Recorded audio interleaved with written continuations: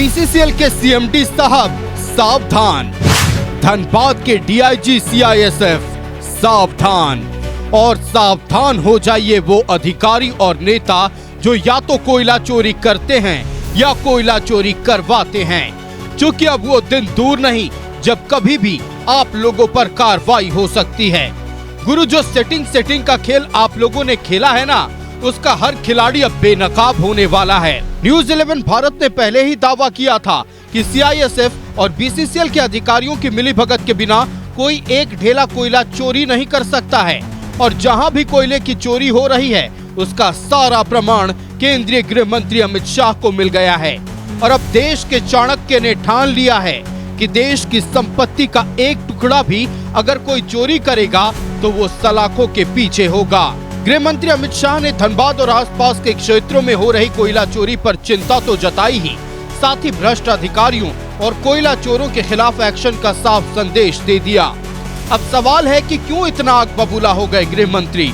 तो सुनिए, दिल्ली में कोयला को लेकर एक महत्वपूर्ण बैठक हुई, जिसमें कोयला मंत्री, कोल सेक्रेटरी और कोल इंडिया के अधिकारी शामिल हुए। लेकिन एक घंटे के बाद एक और बैठक हुई, जिसकी अध्यक्षता केंद्रीय गृह मंत्री अमित शाह ने की। बैठक में मौजूद थे भारत सरकार के गृह सचिव, डायरेक्टर ऑफ एनफोर्समेंट, सीबीआई के डायरेक्टर, जीएसटी डायरेक्टर और सीआईएसएफ के डीजी। इस बैठक में काफी देर तक कोयला चोरी को लेकर बातचीत चली और जो इनपुट गृह मंत्री को मिले उससे अमित शाह काफी नाराज थे। फिर देश के चाणक्य ने साफ तौर पर कहा कि अगर कोयले का एक भी टुकड़ा चोरी होता है तो उसकी पूरी जिम्मेदारी सीआईएसएफ और बीसीसीएल की होगी। और हो भी क्यों ना, हर साल बीसीसीएल सीआईएसएफ के पीछे अरबों रुपए खर्च करती है ताकि देश की संपत्ति सुरक्षित रहे। लेकिन होता है ठीक इसका उल्टा। सीआईएसएफ के अधिकारी मोटी तनख्वाह भी लेते हैं और जो मलाई कोयला माफियाओं से मिलता है वो अलग। कुल जमा नुकसान देश और देशवासियों का। इन्हीं तमाम विषयों को लेकर कुछ लोगों ने गृह मंत्री अमित शाह को पत्र लिखा था और सीआईएसएफ के धनबाद डीआईजी की शिकायत की थी। ऐसा नहीं है कि बैठक में सिर्फ इस बात की चर्चा हुई कि कोयला चोरी कैसे रोकी जाए, बल्कि कुछ महानुभावों के नाम पर भी चर्चा हुई जो कोयला चोरी के लिए जिम्मेवार हैं।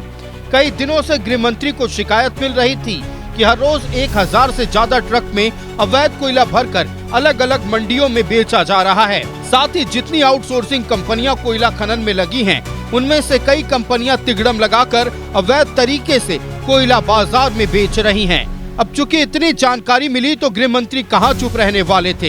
तो गृह मंत्री अमित शाह ने कई बड़े निर्देश दिए। धनबाद में जीरो कोल लीकेज योजना लागू होगी।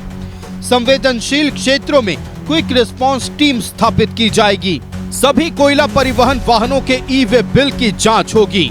इतना ही नहीं, अब हर इलाकों की हाई रेजोल्यूशन कैमरा से निगरानी होगी। मतलब कुल मिलाकर गृह मंत्री ने साफ कर दिया है कि कोयले के अवैध धंधे में शामिल सभी लोगों का अगला ठिकाना सलाखों के पीछे होगा।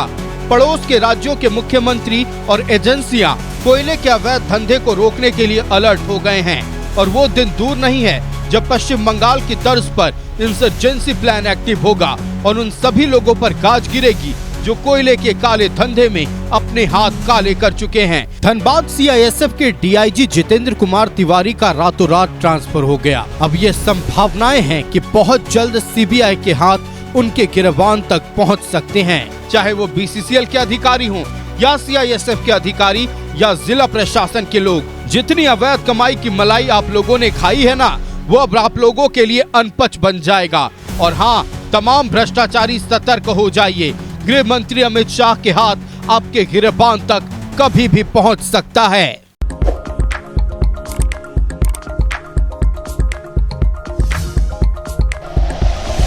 Like and share videos, subscribe करें हमारा चैनल और प्रेस करें बेल आइकॉन। न्यूज़ 11 भारत, सच है तो दिखेगा।